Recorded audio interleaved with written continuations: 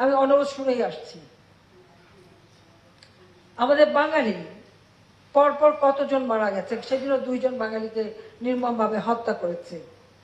আমরা এর প্রতিবাদ জানাই যে তারা সেখানে গেছে, হ্যাঁ, জীবন জীবিকার জন্য গেছে, কিন্তু তাদেরকে এইভাবে বেঘরে হত্যা করা কেন হবে? তারা তো কোনো অপরাধ করেনি। ছোট বাচ্চা ছেলেদেরটা পর্যন্ত তাদের হাতে রেহাই পায় না।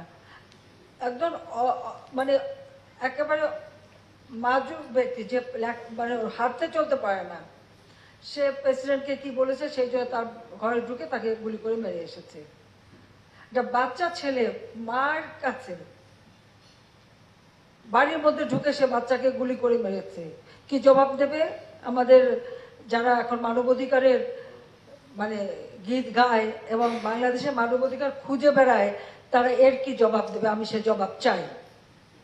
আমি সেই জবাব চাই সেই মানবাধিকার সংস্থা, জাস্টিস ডিপার্টমেন্ট বা যারা আমাদের স্যাংশন দেয়, যারা আমাদের উপরে খবরদারি করে, তাদের কাছে আমার জবাব চাই আমি, যে আমার বাঙালি কেন মারা যাবে? ওরকম ছোট্ট একটা অপ্রাপ্তবয়স্ক শিশু মায়ের কোল থেকে নিয়ে তাকে গুলি করে হত্যা করা, প্রফেসরদের উপরে এরকম জুলুম করা, মহিলা প্রফেসর তাকে মাটিতে ফেলে পুলিশ যেভাবে পা দিয়ে তার হাতে হ্যান্ডকাপ পরিয়েছে, এর জবাব আমরা চাই। এটা তো সম্পূর্ণ মানবাধিকার লঙ্ঘন করা। যাক, আমি আর বেশি কথা বলতে চাই না। প্রচন্ড গরম, আমি জানি।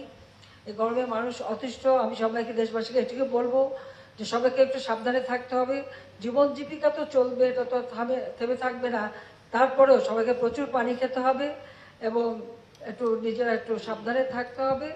কারণ এটা শুধু বাংলাদেশ না, আমি এইমাত্র থাইল্যান্ড থেকে এসেছি, সেখানে একই অবস্থা। আরো প্রচন্ড গরম, আগুনের মতো একটা অবস্থা, এবং পুরা আমাদের south Asia, south east Asia সহ অন্যান্য দেশগুলিতেও কিন্তু এখন এই গরম ছড়িয়ে পড়ছে। আমরা আশা করছি যে খুব তাড়াতাড়ি বৃষ্টি হবে। তবে একটি বিষয় আবার ভালো দিক, এই গরমের কারণে হিমালয় বরফ গলছে, তাতে আমাদের তিস্তা নদীর পানি সাধারণভাবে এই সময় যে পরিমাণ থাকে তার দ্বিগুণ পানি আছে নদীতে। কিন্তু ওই বরফ গলা নদী, যে কটা নদী আমাদের বরফ গলা নদী, সব নদীতে কিন্তু পানির প্রবাহটা বেড়ে গেছে।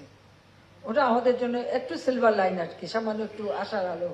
আমাদের ইরিগেশন ভালো হবে। হাওড়ে ধান উঠে যাচ্ছে, প্রচন্ড খরার কারণে ধানগুলি পেকে গেছে এবং সেগুলি প্রায় কাটা শেষ হওয়ার পথে, এবং এবার সেখানে আমরা বাম্পার ফলন পাবো আশা করি।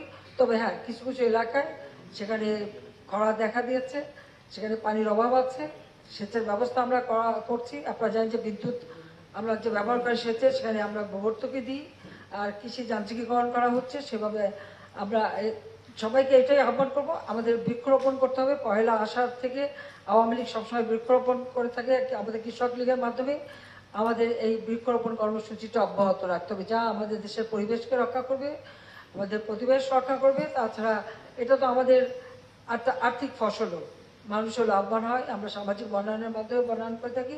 তো আমি এটাই বলবো যে এই গরমের সময় সবাই একটু বেশিক্ষণ রোদে না থাকা, একটু ছায়ায় থাকা, গাছের ছায়া কিন্তু অনেক মানে আরামদায়ক হয়। কাজে সবাই একটু সাবধানে থাকতে হবে, সেটুকু আমি বলবো। আর প্রচুর পানি খেতে হবে, এটা হচ্ছে সবচেয়ে বড় কথা।